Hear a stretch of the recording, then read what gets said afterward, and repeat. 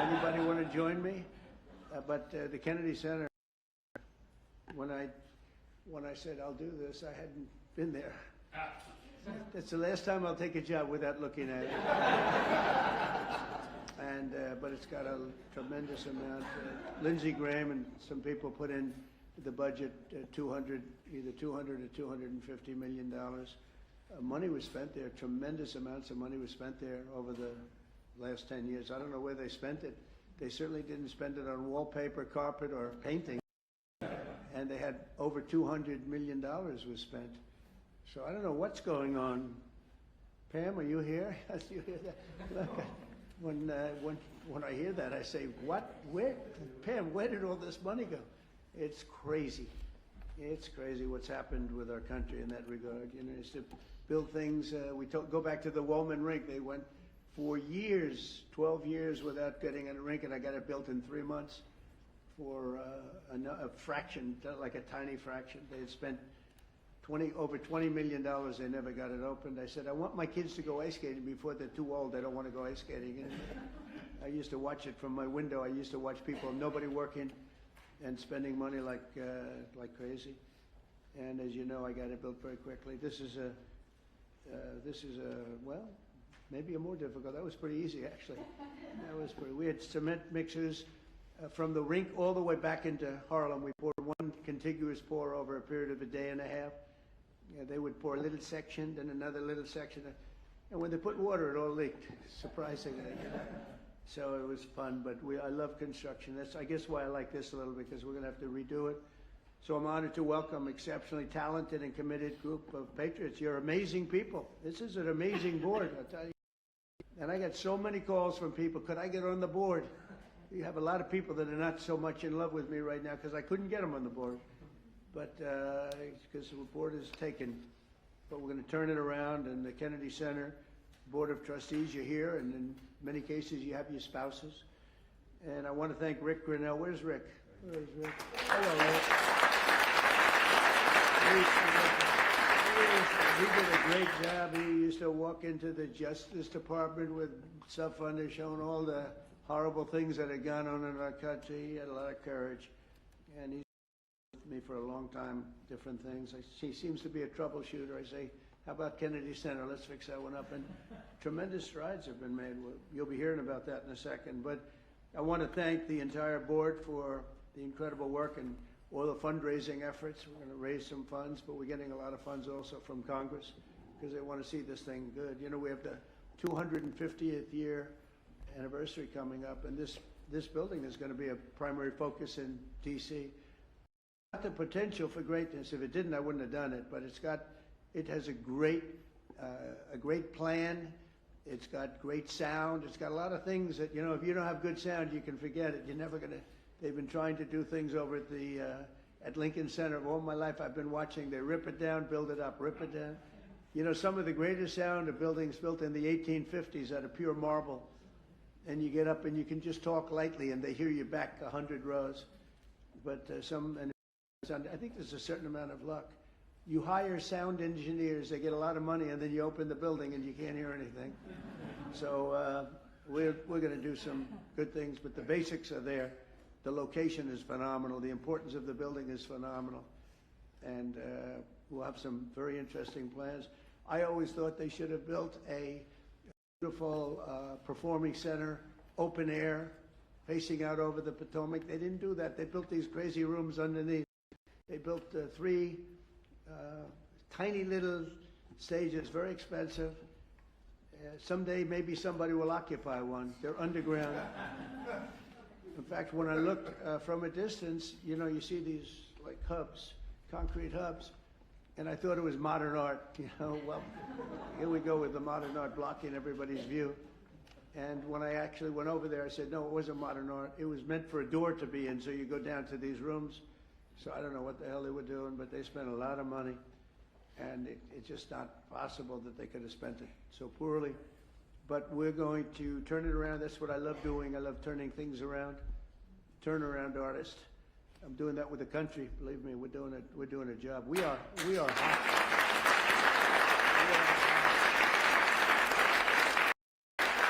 So country is hot. We, in a short period, look, we've been there for 100 days plus a few days. As they said, the King of Saudi Arabia said, your place, your country is a whole different image now. We were a laughing stock, an absolute laughing stock, but we're not a laughing stock any longer. And, you know, I was talking to, as I said, President Putin for 2.5 hours. That was being very seriously listened to. We don't like what's happening. We don't like that we should have ever been involved. Would have never happened. But we're respected again as a country. You know, one thing that I tell you that I think is amazing, if you remember about 8 months ago, the big story was that nobody wants to join our military. We couldn't have any, people weren't joining. And they weren't proud of our country. They weren't joining police forces all over the country, Houston, Dallas, all over the country, New York. And now we have a record-setting enlistment in the military. Think of that, record-setting. The most in 38 years, but it's probably more than that. They started taking the numbers, Susie, 38 years ago, right? But the most in 30 years, probably the most ever, I don't know. But we have record-setting young people that want to join the military, and that's incredible. To have that is just absolutely incredible. And to think that 8 months ago we were all listening to the fact that this was before the election. 8 months ago we were listening to the fact that we wouldn't have any, you know, we wouldn't have anybody in our military. I mean, nobody. Army, Navy, Air Force, Marines, Space Force. I'm so proud of Space Force because we got that going. We started Space Force and they wanted to terminate it, and the military backed up. And they said, you're not going to do that. We were third in space, and now we're #1 in space by a lot. They've done a great job. They had some great commanders in Space Force. But, you know, ultimately it's going to be one of the most important things we've ever done because it's all heading to space. And I'm not talking about just experimental things that we do, because a lot of people don't understand that. We can understand that. But we're, in terms of defense and offense of our country, it's going to be very, very important. We're #1 in space by a long shot.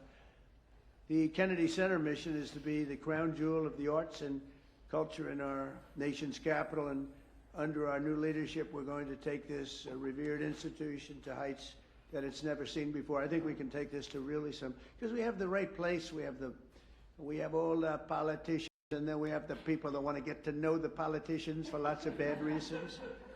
And, you know, we have everybody here. They have to be here for something, sometime. I've got total confidence in the just great team that Rick and the group have put together. Sergio's done fantastically. We're especially pleased to be joined tonight by Secretary of State Marco Rubio, great guy.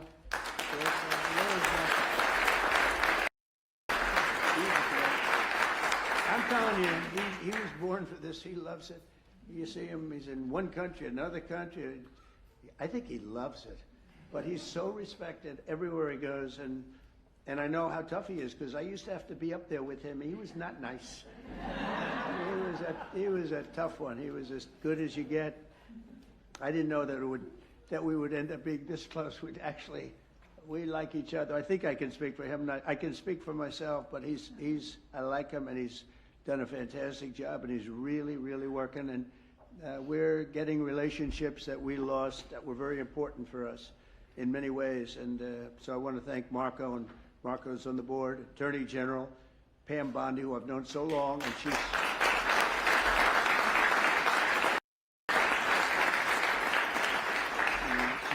married to the best looking guy in the room, I must admit. But she has been amazing. She's so respected, and she's, you know, really delving into some tough territory. She sees what's happened and what's going to happen, and she knows before anybody else. She's just a fantastic person. She's got a great staff that's surrounding her, and I think she's just a star, but I've known that for a long time. I'm not surprised at all. So thank you very much, Pam, for the job you do. And by the way, she was the Attorney General of Florida, so she had plenty for a long time and never had a problem. I can't remember a problem. And she kept everybody safe, and they felt very secure. Now she's doing it on an even bigger, who would have thought it would have been a much bigger level, right? But she gets it. Secretary Howard Lutnick is here with his wife, Allison, and He went with us to that incredible 4-day journey that we had, and we saw some things that were incredible, but everybody respects him. Did a great job in business. He built a firm twice. You know, his firm was at the top of the World Trade Center when the planes hit, and he was amazing story. He was always Allison. Good job. You got him to take your boy, right? Years ago on that horrible date, when you think of it. So Howard would always, he was built Cantor Fitzgerald, and he built it in a very top firm. They had the top 3 floors of the World Trade Center, the building, the first building that was hit. And he was always there at 6 in the morning, 5:30 in the morning. You know, there are a lot of the stock guys that have to do that. Someday you'll explain to me why. Probably insider trading, Pam. I don't know. But whatever the hell reason, he was there always at 5:30 or 6 o'clock. And first time ever, almost ever, his wife was after him for years to take their son to school. He was a young boy, very young, like early grades, and he would say, no, I can't. This was years after like 2 or 3 years of being harassed by Allison. It was very tough. Great wife, beautiful wife, but she's very, very tough. And finally, he did it.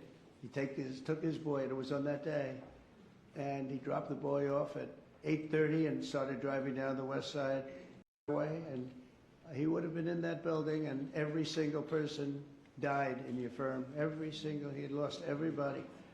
And with the exception of a few people in Europe and maybe a couple of other places, small, because they were all very New York-centric. And every single one of them died, including your brother. And what he did was incredible, actually. He rebuilt the firm. And he gave a percentage of it for years to the people, the families of the people that died.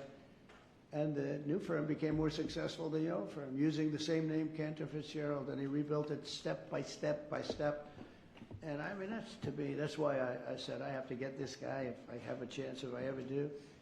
And he was very happy. They were doing great. They were doing record business. But when I said, how about coming over to commerce, a little thing called commerce, and now I don't think you could ever go back into that world because it's so big. He and Scott are in charge of, along with others that are great, but they're in charge of the biggest deal ever made in history. It's the whole tariffs. We've taken in trillions of dollars, trillions.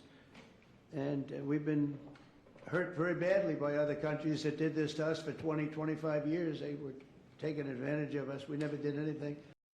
Doing it to them, and fairly, I'll tell you what, modestly. But we'll be taking, and we are taking in right now, 25% in cars, 25% on steel and aluminum, 25% on other things, and that'll be going up to 50, 75, maybe 100 in some cases. We have to get our pharmaceutical industry back. Once we establish that in another couple of weeks, it'll start roaring back. It's already roaring back because they know we're doing it. And it's really been, you've done a great job, but he said to me the other day, this is so big. These numbers are big. Cantor Fitzgerald doesn't look so big anymore. Numbers, we talk in the trillions now. Think of it, $5.1 trillion. Nobody talks, but we're talking big numbers, and he's doing a great job. He did a great job before. Chief of Staff, Susie Welsh, she's considered the most powerful woman anywhere in the world.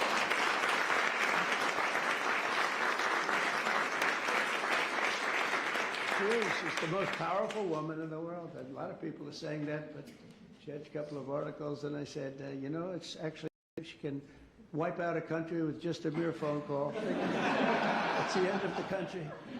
But she's great. She's been, I mean, I knew because we won Florida 3 times and won it. You know, Florida didn't used to be a red state. It was a blue state. When I first ran, that was a blue state. And now it's a seriously red state. And it got more and more, and we're going to keep it that way. But Susie ran it, and we won by a landslide, and a Republican hadn't won. You know, you had a Democrat senator, you had 2 Democrat senators, but you had a Democrat governor, you had a lot of Democrats. And so we won in a landslide. I said, good. Then the next time I won again in a much bigger landslide, and anybody I endorsed also won. And I said, that's good. And then when it came time to do this, after the election was rigged, The second one was rigged, whether you like it or not. It was rigged like nobody's ever seen, and now people are seeing it. Now people don't even fight me. You know, they used to say, sir, it's not really that nice.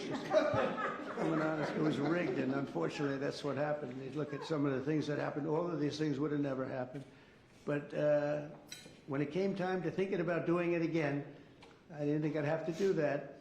I said, you know, I think I can take that woman, my friend now, but at the time I didn't know. Her father was Pat Summerall, who was a great football player, was probably a greater announcer for 28 years for the NFL.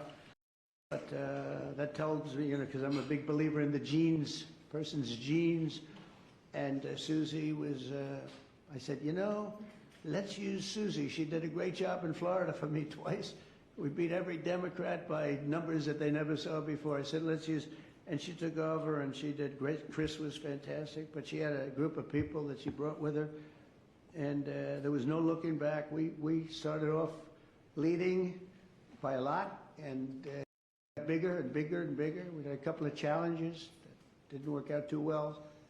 Worked out well for us, but Susie was fantastic. And now she's the chief of staff of the president, and she really makes it work. And she's the first woman, this is shocking to me, because, you know, I thought we were beyond that. First woman chief of staff in the history of the country, right?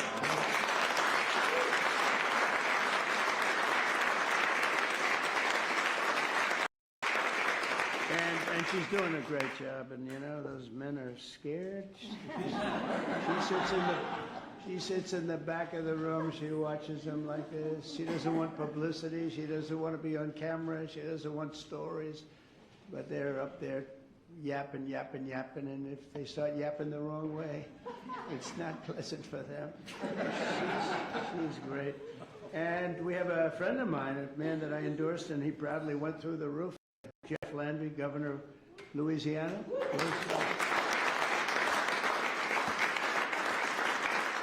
Did my endorsement mean much? When I endorsed you, he became a rocket ship, right? We avoided, what I say? We won in the first round. Yeah, it was good. We didn't want to run, we didn't want to go a second round. He went up and won everything, and he's a great governor, great attorney general, great governor. So it's great to have you. So many people here that we're not going to do that, but we may play around in a little while because we're going to have some fun tonight, and we'll talk about this, but we'll talk about other things. But we might talk about some of the questions you may have. We're looking to get the one great, big, beautiful bill. It'll be the greatest tax cuts in history. If we get it, that means the Democrats will have stopped us, and that means people will get a 68% tax increase, the largest in history. And if we do get it, we're going to have the largest tax decrease in history.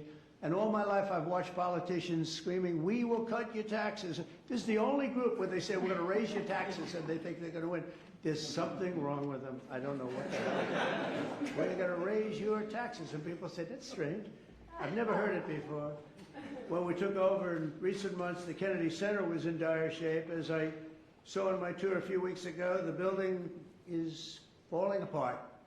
I don't want to scare people. It's in fine shape, but it's falling apart. That means, you know, we have to see, you know, we have Les Mis. We're opening up with Les Mis and some other things. We have Mrs. Fisher here, and she said, you know what works? Anything Broadway. So we're signing Phantom of the Opera. We're signing a lot of great Broadway, and we'll have them run for a while. I think we're going to do very well.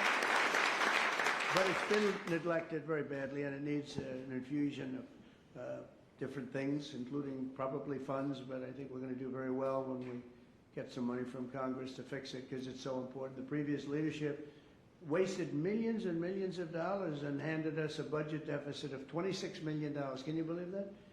In addition, the programming was out of control with rampant political propaganda, DEI, and inappropriate shows. We had some very inappropriate shows, to put it very nicely. They had dance parties for, quote, queer and trans youth. I guess that's all right for certain people. Quote, and I'm just quoting, I'm not saying it, queer and trans youth. That wasn't working out too well. They had a Marxist anti-police performance, and they had lesbian-only Shakespeare, which is different. Who thinks of these ideas? It's different. Oh, we're bringing our country back so fast. The military is so much better. Everything, it's just gone. They had people 500,000 a year to teach DEI. Just 12 weeks, our new board has balanced the budget. Think of that in 2026 budget. That's a pretty good job you've done.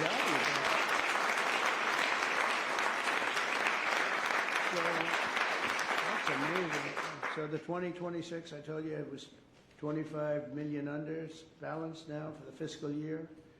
Eliminated DEI initiatives in all cases, brought back family programming that will attract large audiences once again, and launched a plan to renovate the building and reclaim the grandeur as a landmark, really a Washington landmark, which it always was. The Kennedy Center will also play an important role in our national celebration to commemorate the 250th anniversary of America's founding. So we have three really big. We have that. We have the 250th anniversary of America's founding. That's a big deal. And we have the Olympics, and we have the World Cup. And, you know, maybe I got lucky because I got the Olympics and I got the World Cup. I did nothing to help the 250th anniversary. If I take credit for that one, then you'll say, I think he's exaggerating. But two of the three, I absolutely, I got the Olympics, I got the World Cup. And I said to myself when I got them, it was my first term I got them, President Obama would not take the calls from the Olympic Committee, refused to take the calls.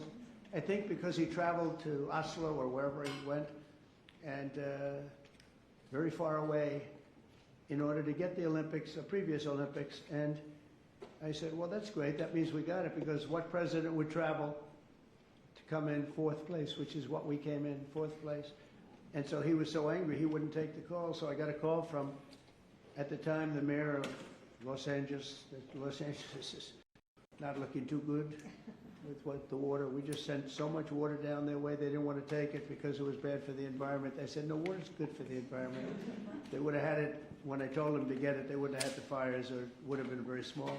But we took so much, and we were looking at the Olympics, we were looking at other things, and Obama went there, and all that travel, all that everything. And think, who would go there unless you know the answer? You have to know.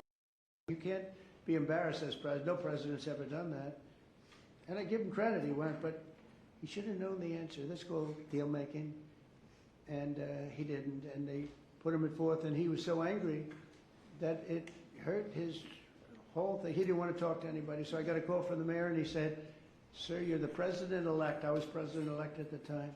The president will not speak to the Olympic Committee. And I understand that, but a little bit his fault, I guess. Very embarrassed by that. And I said, I'll speak to him. And I spoke to this gentleman who was obviously Scandinavian, seriously Scandinavian, and very nice. I couldn't get him off the phone because he was so starved for love. He just kept, I must have had him for 2 hours. I couldn't. I said, sir, I have to go. President-elect. Yes.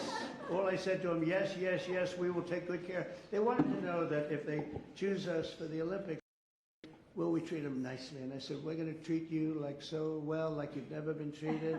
And then he wanted to talk about anything because nobody would talk to him. Now he talks to him. And we got the Olympics, and then we got through Johnny, who's the boss. He's a friend of mine, and we got the World Cup. I got them both, and I said, I won't be president. I won't be. I got the Olympics and the World Cup, and I won't be president. And they're going to forget that I got them. Nobody's going to mention it. Because, you know, a little bit, that's the way life is. And then they rigged the election. And then I said, you know what I'll do? I'll run again, and I'll shove it up their ass.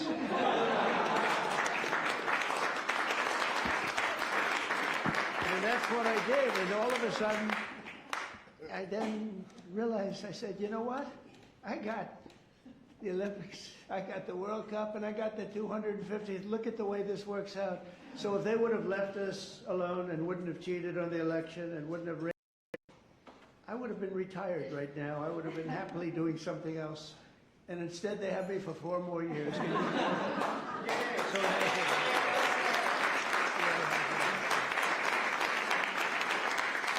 So So instead of putting forward programming that tears our country down and tears our country apart, the Kennedy Center should be the nation's premier venue for lifting up the best of our country and lifting up the American arts, theater, music, and culture. And together, it's really an honor to be like. I mean, I have so many friends on the board. It's a hot board, just like we have a hot country. You know, we have a hot country. Our country was stone cold 8 months ago. It all began on November 5th. Does everybody know that that was the election day? And from that moment on, and then January 20th came, and what we've done, we have almost no inflation. Our energy prices are way down. Our gasoline costs are way down. Groceries are way down. Eggs. Remember they hit me with eggs my first week. Sir, the fake news, those people right there. They're saying, sir, eggs have gone through the roof. They were doubling and tripling eggs. I said, I don't know what I just got here, excuse me. And through our she's done a great job, Brooke Rollins, Secretary of Agriculture. Anyway, the prices came down. They didn't want us to, we had the egg roll here a couple of weeks ago for Easter. They didn't want us to order eggs. They wanted the eggs to be made out of plastic. They wanted plastic. I said, I'm not going to do that. But by the time it came around, the egg prices are way down. The groceries are way down. Everything is way down. We are just doing great. If you think of it, no inflation. And we're taking in billions, hundreds of billions of dollars in tariffs, which we never did before. We got a hot country right now. We have a country that people are proud to be a part of. So we're going to honor the legacy of President Kennedy's great legacy. And we'll create the best and most beautiful home for the performing arts anywhere in the country and many other things also. I want to thank you again. We're going to have some fun working together. We're going to make this a fun project. That's what I thought until I walked into the building. I said, this won't be the fun I thought, but it is fun. I like to create. You like to create. Most of the people in the room like to create, just like Bob Kraft created the New England Patriots. He happens to be here. And he tells me he's a great new quarterback, so we're going to see. You know, a lot of people make that statement. We're going to find out, but I have a feeling you're going to be right. You've been right about a lot of things. He was right about Tom Brady, right? He got him almost the last draft choice in the last round, sixth round, whatever it was. How did he work out, Tom Brady? Okay? Not bad? Good, right? But Bob's here, and his wife, as you know, Dana, she's on the board. And she's much younger than him, so he wanted to come tonight with her.